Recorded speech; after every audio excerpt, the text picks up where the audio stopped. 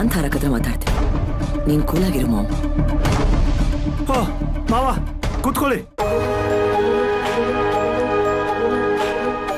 ಇದೇನು ಎಲ್ಲ ಹೀಗೆ ಕೂತ್ಬಿಟ್ಟಿದ್ದೀರಾ?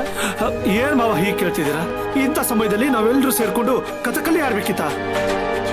ನಿಮಗ್ ಕತೆ ಹೊಡಿಯಕ್ ಬರುತ್ತೆ ಹೊತ್ತು ಕಥಕಳಿ ಎಲ್ಲಿ ಬರುತ್ತೆ? ಏನ್ ಮಾವ ಕೌಂಟ್ರ್ ಎಲ್ಲ ಕೊಡಕ್ ಕಲ್ತು ಬಿಟ್ಟಿದ್ದೀರಾ? ಸರಿ, ಈಗ ನಾವು ಏನ್ ಮಾಡ್ಬೇಕು ಹೇಳಿ. ಏಕೆ ಇವತ್ತು ದೀಪಾವಳಿ ಹಬ್ಬ ಅಲ್ವಾ?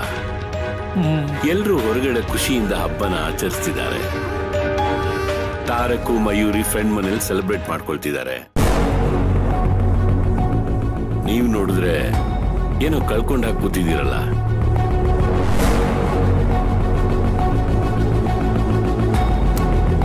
ಬನ್ನಿ ಪಟಾಕಿ ಹೊಡೆದು ಸೆಲೆಬ್ರೇಟ್ ಮಾವ, ದೀಪಾವಳಿ ಅಂತ ಎಲ್ರೂ ಹೊಸ ಬಟ್ಟೆ ಹಾಕೊಂಡು ಕೂತಿದೀವಿ, ಆದ್ರೆ ನೋ ಸೆಲೆಬ್ರೇಷನ್. ಯಾವ ಖುಷಿಗೆ ಸೆಲೆಬ್ರೇಟ್ ಮಾಡ್ಬೇಕು ಚಂದ್ರು?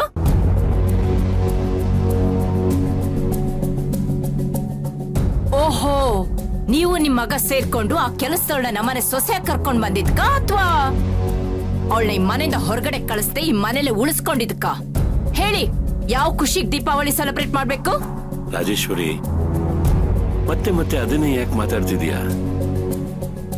ನೋಡು, ಹಣೆ ಬರಹನ ಹ್ಯಾಕ್ ಬದಲಾಯಿಸಕ್ಕಾಗಲ್ವೋ ಹಾಗೆ ಮಯೂರಿ ನಮ್ ಸೊಸೆ ಅನ್ನೋದನ್ನ ಬದಲಾಯಿಸೋಕ್ಕಾಗೋದಿಲ್ಲ. ಅವ್ರ ಜೊತೆ ಖುಷಿಯಿಂದಿರೋದ್ ಕಲ್ತ್ಕೋ. ವಾಹ್, ಬಂದು ಒಂದು ದಿನಕ್ಕೆ ನಿಮ್ ತಲೆ ನಾವು ಚೆನ್ನಾಗಿ ಸೌರಿದ್ದಾಳೆ. ಇಂಥ ಕುತಂತ್ರದ ಬುದ್ಧಿ ಇರೋದಕ್ಕೆ ಅವಳು ಇನ್ನೂ ಈ ಮನೇಲಿ ಉಳ್ಕೊಂಡಿರೋದು. ರಾಜೇಶ್ವರಿ, ಇನ್ನೊಂದ್ಸಲ ಅವಳ ಬಗ್ಗೆ ಹೀಗೆಲ್ಲ ಮಾತಾಡ್ಬೇಡ.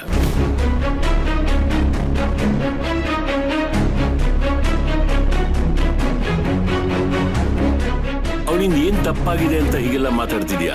ನನ್ನ ಒಪ್ಪಿಗೆ ಇಲ್ಲದೆ ಈ ಮನೆಗೆ ಸೊಸೆಯಾಗಿ ಬಂದಿರೋದೇ ದೊಡ್ಡ ತಪ್ಪು.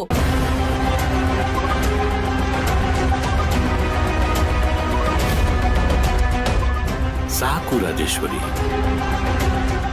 ಹಬ್ಬದ ಸಮಯದಲ್ಲಿ ಹೀಗೆಲ್ಲ ಮಾತಾಡಿ ಎಲ್ರೂ ಖುಷಿನೂ ಹಾಳು ಮಾಡ್ಬೇಡ. ಬನ್ನಿ ಎಲ್ರೂ ಹೋಗಿ ಪಟಾಕಿ ಹೊಡಿಯೋಣ.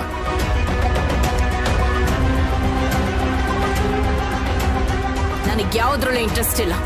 ನನ್ನ ಆಸೆ ಕೊಳ್ಳಿಟ್ಟೋಳಿ ಮನೇಲಿ ಇರೋ ತನಕ ನನಗೆ ಯಾವ ಹಬ್ಬನೂ ಬೇಡ.